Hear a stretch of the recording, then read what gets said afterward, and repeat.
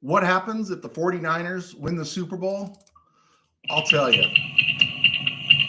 It's hot out there, but let's blow them off the line of scrimmage. Hang on, hang on.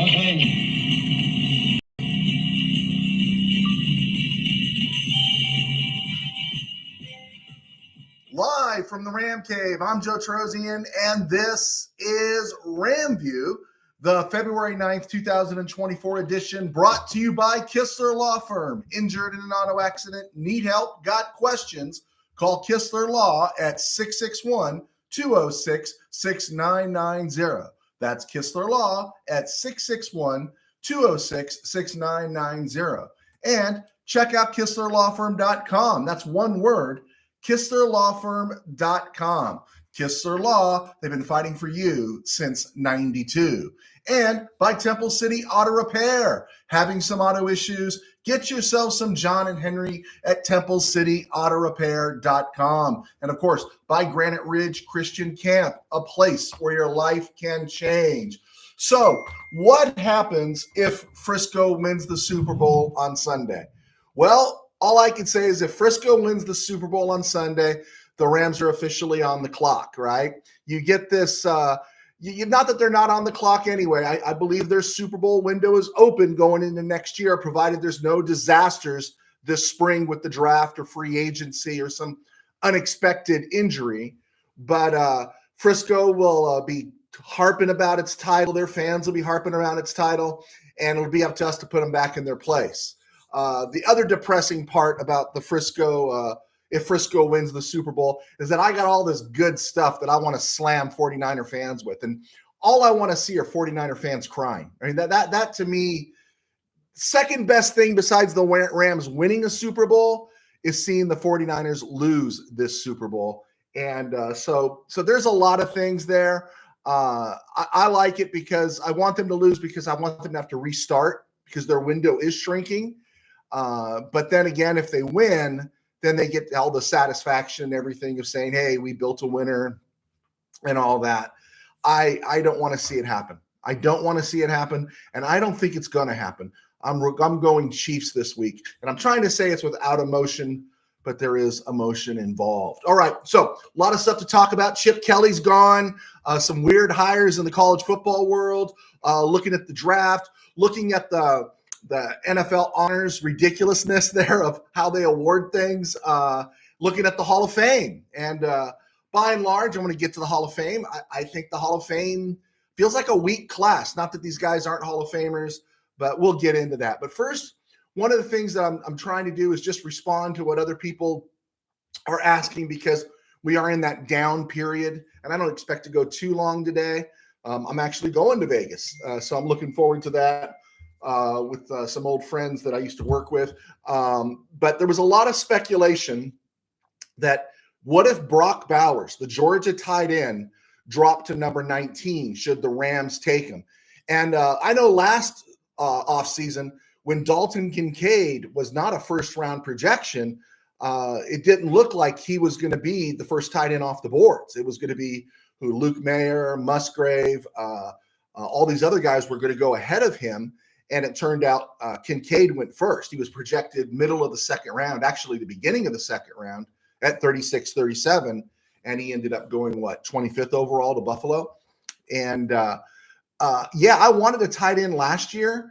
I don't know if I want a tight end this year. And, Brock Bowers has been nothing but great in college, but it is something to think about. So I went back and I looked in my nerd capacity. How many times have a tight end been taken in the first round in the modern draft, being from 1966, right? That's the combined AFL, NFL draft, right? And 60 times a first round pick has been spent on a tight end. 60 times since 1966. Only three of those draft picks, those first round draft picks, have become Hall of Famers. Only three. In fact, there's only 9 tight ends in the Hall of Fame right now. And if you look at let me break that down real quick here. The 9 tight ends, 3 of them were before the Common Era, 1966. Mike Ditka was a first round pick in 61, John Mackey, a second-round pick in 63, and then Jackie Smith, the former Cardinal, the guy that dropped the pass for the Cowboys in 78. He was a 10th-round pick in 63. They were all Hall of Famers. In the modern era, post-66, Charlie Sanders, Hall of Famer, 3rd round. Dave Casper, Hall of Famer, 2nd round. Ozzie Newsome, who played a lot of wide receiver at Alabama, played tight end in the NFL, was a 1st rounder. Kellen Winslow, 1st rounder. Shannon Sharp, 7th rounder. I mean, you read the stories on Shannon Sharp. Shannon Sharp may say some kind of crazy things these days. He might be a little soft and sensitive, but he was a 7th round pick that had to really fight for his spot on that Bronco roster, and he ended up in the Hall of Fame. And then the other one is Tony Gonzalez. So Newsome, Winslow, and Gonzalez are the only 1st round draft picks, tight ends drafted in the 1st round out of 60 that have made the Hall of Fame. The Rams have drafted 33 tight ends in the common era. They've only drafted 1 in the 1st round, and that was Bob Klein, 21st overall in 1969. So it would be a real stretch to see the Rams go into that space. And if you look at the top tight ends in the league right now, George Kittle, 5th round, Iowa. Travis Kelce, 3rd round. Mark Andrews, 3rd round. Then you get into Sam Laporta, Trey McBride, Cole Kmet. These guys are all 2nd rounders. And of course, TJ Hawkinson. But TJ Hawkinson, I don't think is graded as well as Kittle, Kelce, or Mark Andrews, is he? And then last year, Kincaid was 1st round. And I'm hesitant to list Kyle Pitts for the Falcons as one of the top tight ends because we haven't really seen him do anything yet. And maybe that's all on Arthur Smith. And we'll see if Raheem and Zach Robinson can coax out of Kyle Pitts all the promise that everyone saw in him. So it's just something to think about when you're talking tight ends. Of those 33 tight ends the Rams have drafted in the common era, really only Bob Klein, Tyler Higbee, Terry Nelson, Damone Johnson, and Roland Williams have been starters for the Rams, full-time starters, right? People have popped in there here and there, but the Rams haven't really invested a lot at tight end. And so it is something to think about if they were to actually, it would be groundbreaking for them to draft Brock Bowers at number 19. I don't think he's there. A recent mock draft I saw had him going number 6 to the Giants. So takeaway, it's a serious risk to take a tight end in the 1st round. About half of these guys are busts, which is pretty much per se for the whole NFL. What I really want to get across is you can find a lot of value down in the draft. Tyler Higbee is listed as the greatest Ram tight end of all time, and he's a 4th rounder out of Western Kentucky. So just stuff to think about there as we dive into the rest of the show. Hall of Fame announcements came out yesterday. Randy Gradishar, Steve McMichael, Devin Hester, Julius Peppers, Dwight Freeney, Patrick Willis, Andre Johnson. I'm not going to say all of these guys shouldn't be in the Hall of Fame. I think they all eventually should have been in the Hall of Fame. I just think, it's a little too soon, right? And here was the other one that cracked me up, is the guy that was on the Veterans Committee. If you read the history of former Lions head coach Buddy Parker and the titles he won and the innovation he brought in the game, like the 2-minute drill, right? It's amazing that he was overlooked again, but yet we got a guy like Bill Cowher, Bill Cowher in the Hall of Fame. I don't know, 1 win, 1 title. I don't know. What about Seifert? I don't know. I'm just throwing it out there, right? It's interesting how they do these things. They overlooked Tom Flores for years, and then in a heightened era of sensitivity, they go, oh my gosh, he's Hispanic, so he's won 2 titles. We got to get him in. Very soon, someone's going to discover that Jim Plunkett's Hispanic, and they'll acknowledge his 2 Super Bowl titles. But the shame of it is, it won't be until they acknowledge his heritage before they acknowledge his achievement. And so you have problems. Steve McMichael, okay, not yet. I know his health is not good, and I don't want to take anything away from him in that regard, but it felt like, hey, let's get him in now, I guess. Andre Johnson, okay, but ahead of Torrey Holt, right? Ahead of Antonio Gates, right? I think Dwight Freeney is a Hall of Famer, but I don't know if he had to go in right now. And then I got to see Patrick Willis go in. And Patrick Willis had a really nice short career with the 49ers. What was it, 8 years? multiple Pro Bowls and stuff, and a Super Bowl loss. Well, I don't know. Jack Reynolds, which I know would have been a Veterans Committee selection. Jack Reynolds had 15 years in the NFL, 3 Super Bowl appearances, 2 Super Bowl titles. I don't know. Help me here, right? I just think it's a soft class. I just think it's really soft, and I think it was an easy class. I think Devin Hester should have been first ballot. I'm happy Devin. And you can go back and forth on Julius Peppers, right? I think he was really good for a really long time, but I never thought he was really great for any real stretch of a time. I know that might be awkward for some to hear, but that's how I felt about Julius Peppers. Really good for a long time, but was he really great in a stretch? Was he Aaron Donald great ever? Right? And that's I'm a little more upset about Torrey Holt not making it here. So let's keep rolling along here. Lamar Jackson deserved to be the MVP, but I'm kind of getting worn out on the KBM and everybody talking about how he was let down by his offensive coordinator and John Harbaugh because they only ran 6 times in that game. I get it, right? I think there is something there, but again, it just adds to the narrative, and that narrative isn't that Lamar Jackson can't win a big game. It's the narrative that every time he loses, there's an excuse. Every time he loses, there's a reason, right? He didn't have enough talent around him. Bad game plan. They stopped running the ball. It's always something. And I like Lamar Jackson. He deserved MVP. He's a really great quarterback, but he's not an elite passer. Can we say that? He's not an elite passer. And if he had an arm or arm talent equivalent of Brock Purdy's, I believe he'd already have a Super Bowl appearance under his belt. I'm not saying he would have won a Super Bowl, but if he had the arm talent that Brock Purdy has, he'd have been in one. He just doesn't have exceptional arm talent. I think he's developed it, but yeah, as a passer, he's middling to okay. And everyone tries to build him up and appreciate him for what he is. He's a great leader. He's a great quarterback. I think he does what he needs to do, but unfortunately, he's an average passer. And that might upset a few people, but that's just how I feel.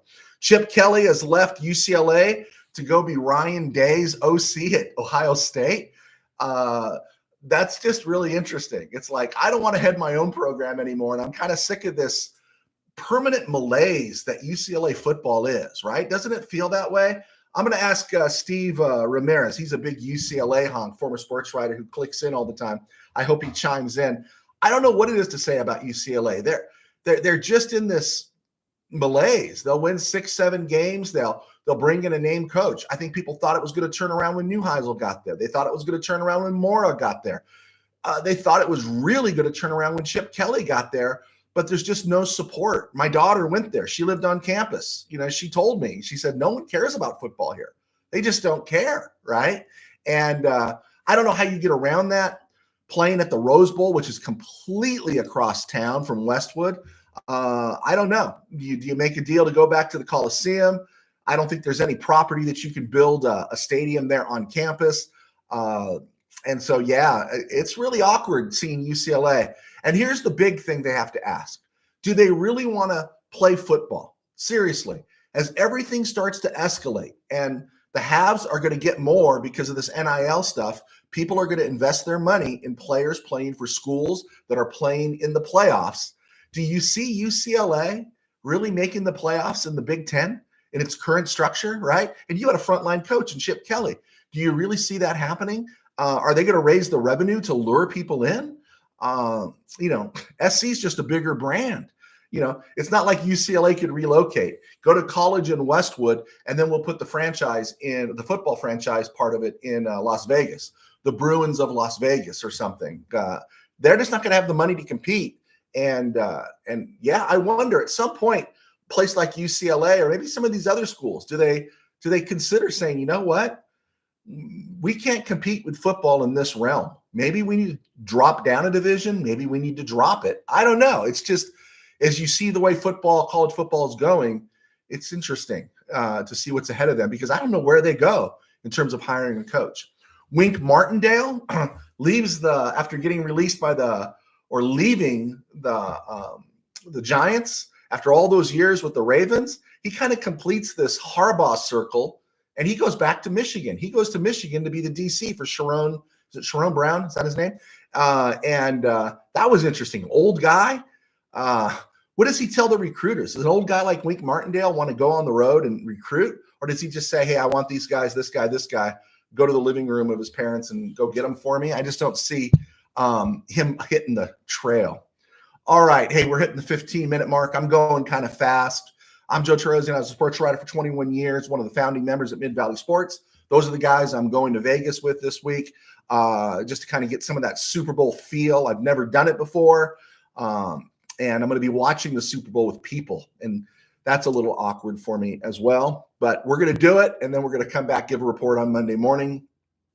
But I was a sports writer for 21 years. Now I do RamView.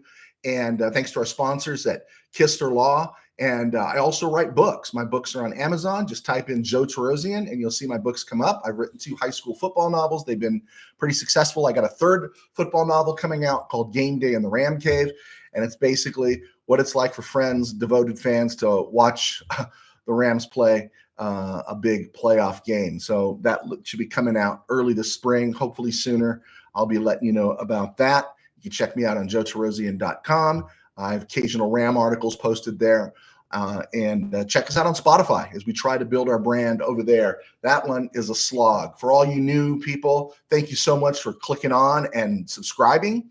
We've had a jump in viewership that I was not expecting when the season came to a close. So thank you so much. We got on a little later today at 2:25. I've been doing the shows at around noon. I'm hoping after March 13th, which is the start of the new league season, to start coming in at one regular set time so everyone will know when we're on. Okay, Rams updates here. Not much to share here, except I could care less about the team winning awards. You know, McVay, not coach of the year, Kobe Durant, Puka. I'm not going to get uptight about these things. But I do have to say, Will Anderson getting the nod over Kobe Turner as Defensive Rookie of the Year is a bit of a joke. It really is. It is a bit of a joke. Anderson was drafted 3rd overall as an edge, and he only gets 7 sacks. Turner drafted 89th overall, plays in the interior, and gets 9 sacks. I don't know. You know, Jalen Carter maybe should have got it or something, but I don't know. That was just ridiculous. You know, and if they're arguing about the idea that, well, what does it tell you about sports writers? Who made the decision here? Was it the coaches, the players? Was it the sports writers? I really don't follow this stuff. Who makes the decision? Whoever it is isn't paying attention. And maybe they shouldn't have a vote. And that's why we shouldn't get worked up about it. Looking at the coaches of the year, Stefanski won it for Cleveland. I don't have a problem with that. I think there were a lot of good candidates. But I don't think I would have put Kyle Shanahan or John Harbaugh ahead of Sean McVay. McVay didn't have to win it. But I think he did a far better job with less to work with than either of those two. D'Amico Ryan should have gotten a call there, as well as Stefanski. But yeah, McVay did a much better job, I think, than Kyle Shanahan or John Harbaugh. Looking at mock drafts, we're kind of, until the Super Bowl is over, we're kind of just picking off most recent mock drafts. I did the one from Lance Zierlein on Wednesday that had the Rams taking cornerback Nate Wiggins out of Clemson. And today I looked up a mock draft, CBS mock draft, I think it was by Josh Edwards, had the Rams taking Brock Bowers.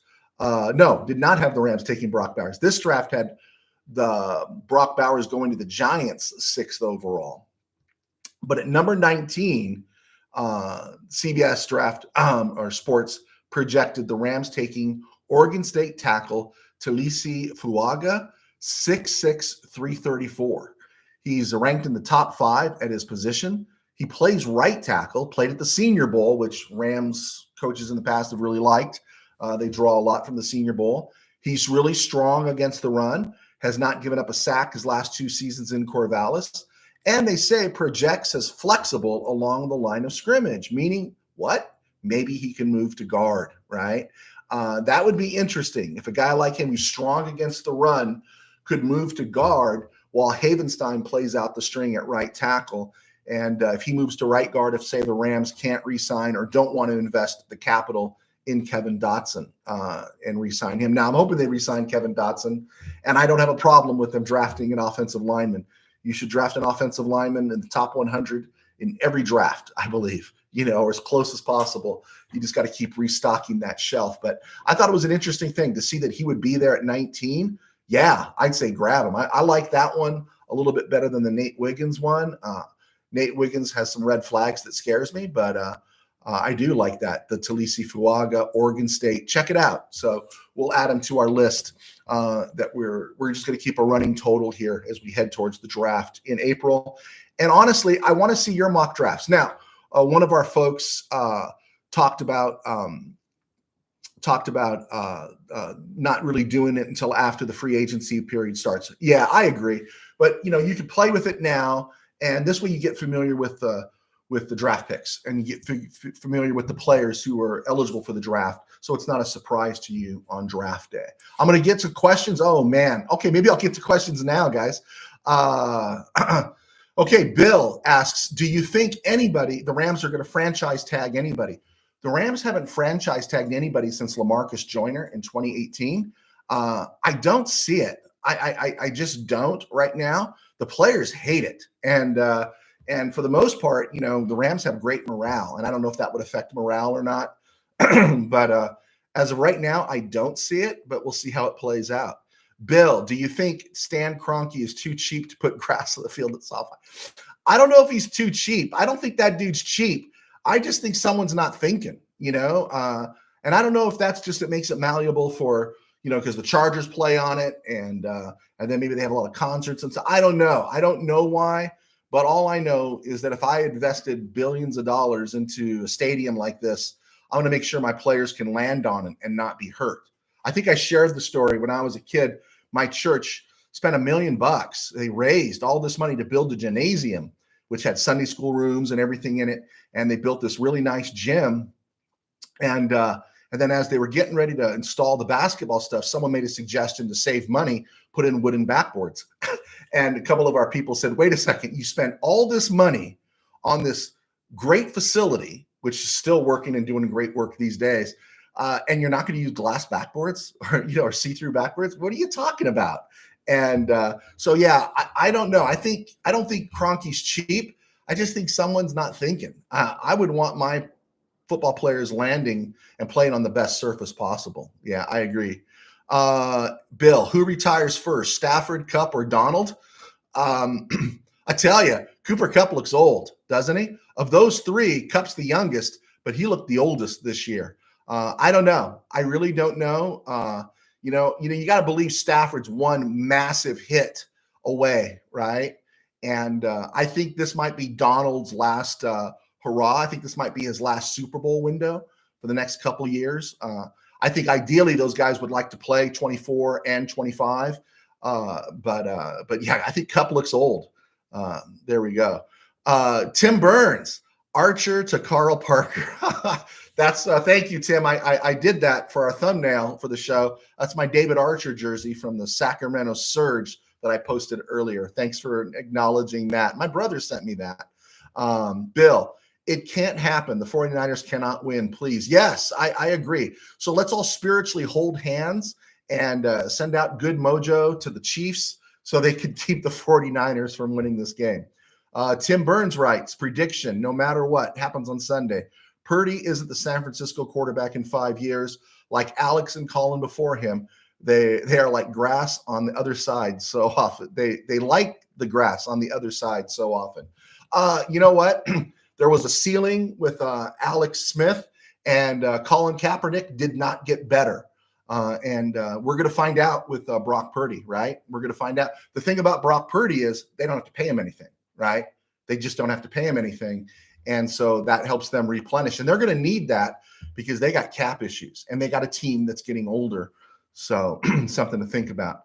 Tim Burns, Torrey Holt is a Hall of Famer. I agree. I don't have a problem with Andre Johnson getting in, but having him getting in 2025, 2026, I wouldn't bump him ahead of Torrey Holt. And that's why I thought some of the draft pick, this Hall of Fame class was a lot of guys who were Hall of Famers, but they could have waited, right? They could have waited.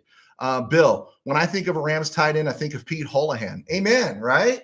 Pete Holohan wasn't a first-round pick, but boy, he was special, wasn't he? And they kept him through 89, and then he went, and then that was it. He was kind of like, Jim Everett probably wouldn't say it, but to me, it felt like he was Jim Everett's security blanket, right?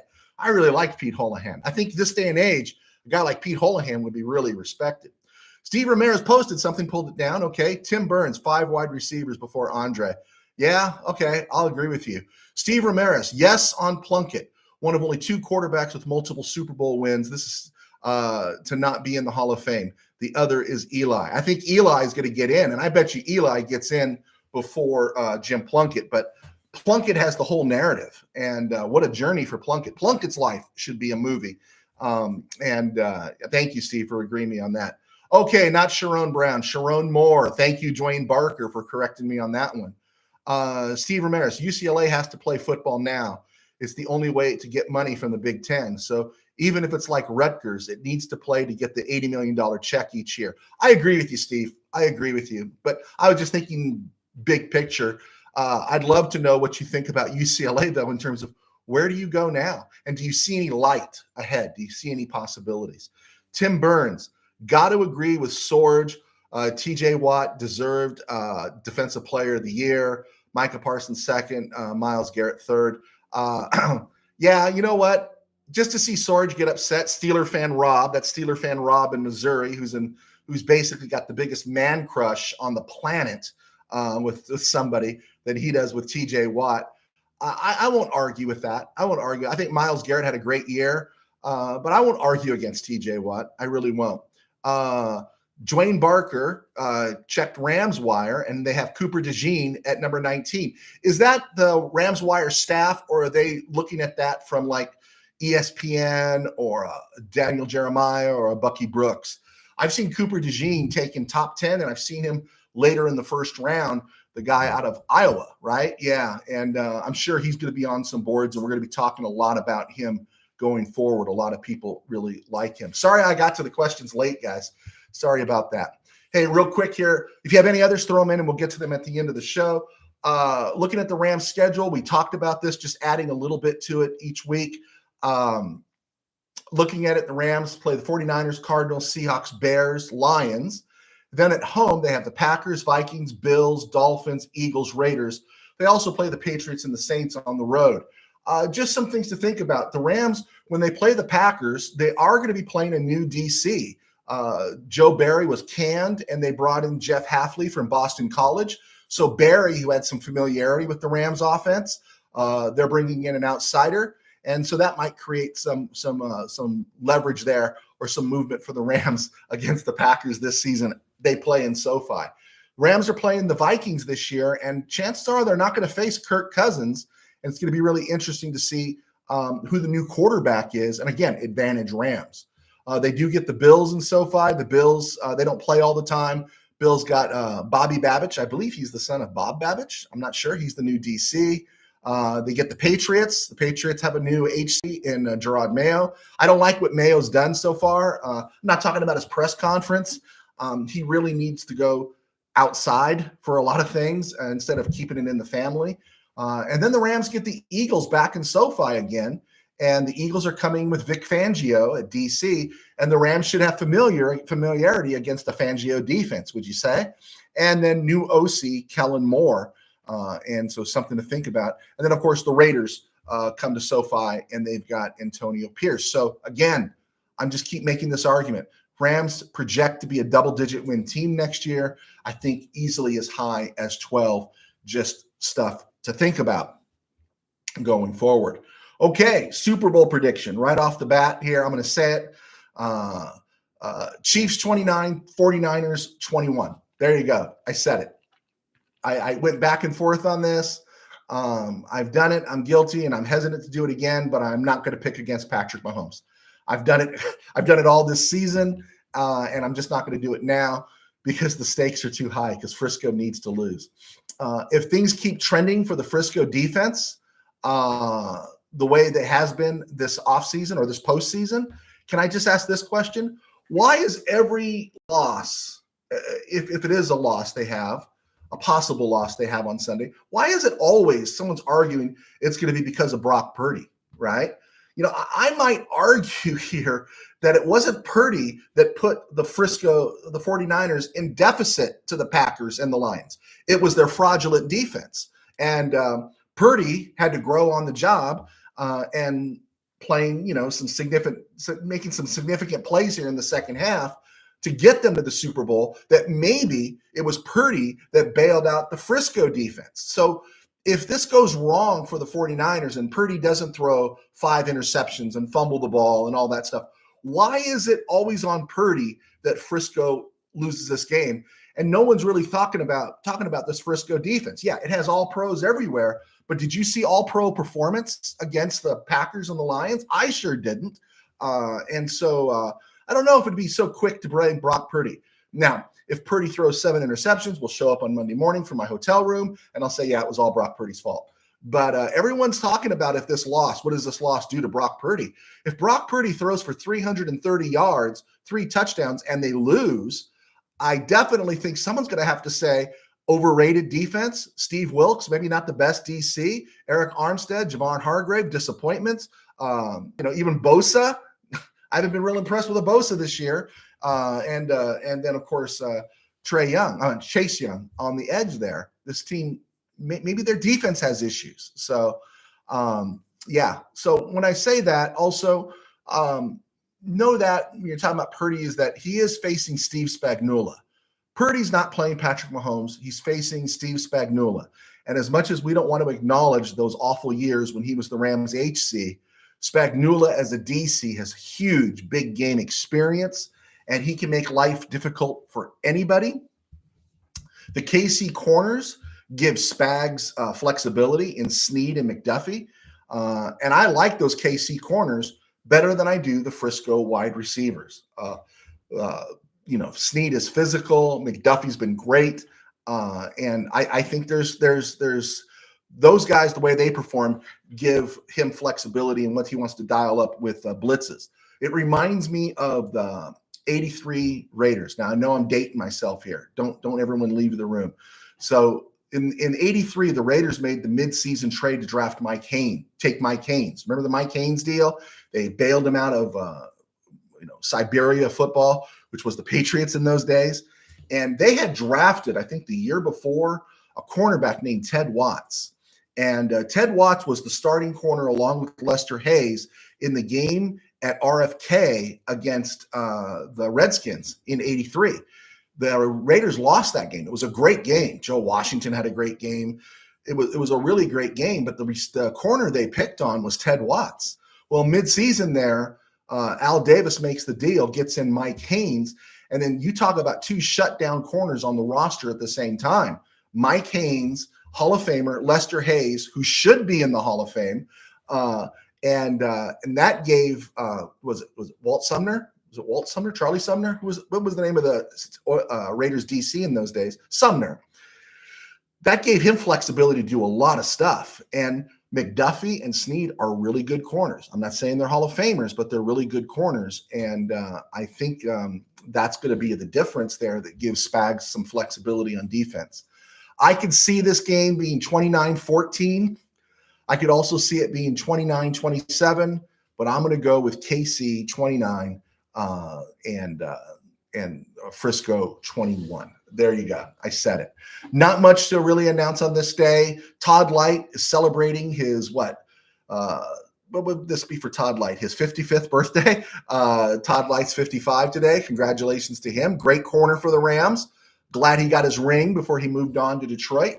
And then in February the 10th, that's tomorrow, the Rams waive Dave Hill. If you remember, Dave Hill had some really good years with the Lions, came to the Rams as a blocking tight end, Jim Hill's brother, and he was waived this day in 1988. Now, he re-signed briefly later on that September, but never saw the field. Also on February the 10th, 2020, the Rams hired a guy named Brandon Staley as their DC. Kevin O'Connell is the OC. Thought we'd throw that out there. And lastly, on this date, in February 9th in 2008, the Rams hired Billy Devaney as executive player of personnel. And, he was player personnel in 2008, became the GM in 2009. And he was the last GM before Les Snead. And the Rams went 10-38 under his reign.